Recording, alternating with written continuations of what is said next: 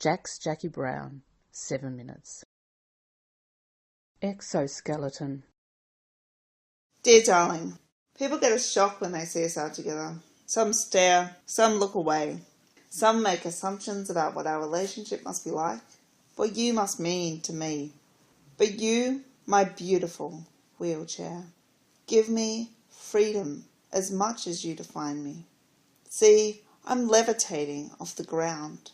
I move this way. I feel the speed of a hill, its slow climb, the vibration of every bump, the lean of a gutter. Sensitive fingertips, they know your dents and your scratches. They tell of our times together.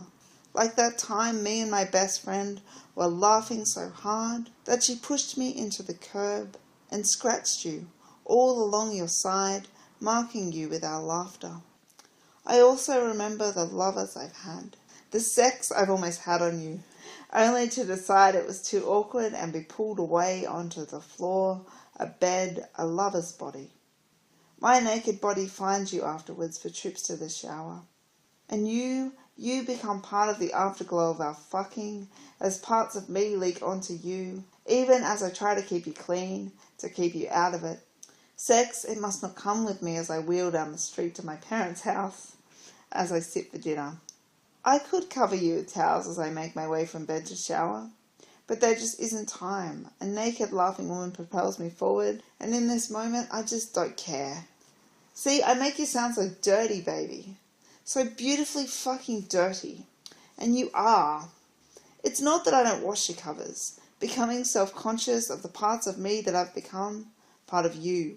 It's that we are linked, you and I. We spend each day, each and every day, touching. You are mine, my space, my personal space. You are an extension of my body.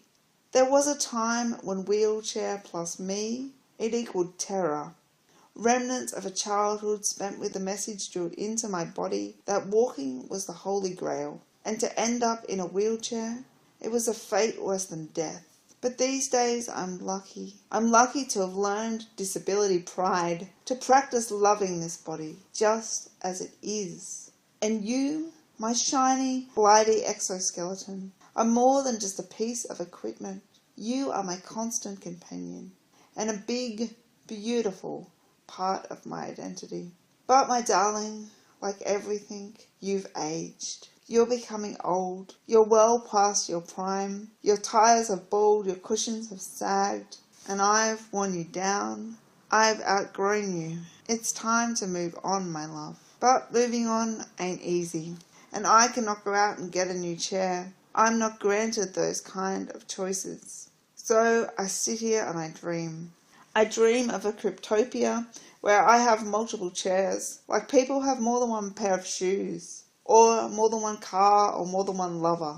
I dream of a chair for those hot, sweaty days, or a chair for venturing out in this rainy Melbourne weather. A chair for travelling, one that can take those dents and those scratches from being thrown about in the cargo hold of a plane. I dream of a Saturday night chair. She is all slim-lined and silver, holding nothing of the weekday grind on her. She is ready to slide between bodies on the dance floor and press her frame up against the strangers, to take those slops of beer from drunken men. And she doesn't care that she smells like booze and cigarettes in the morning. No, she's all about this weekend.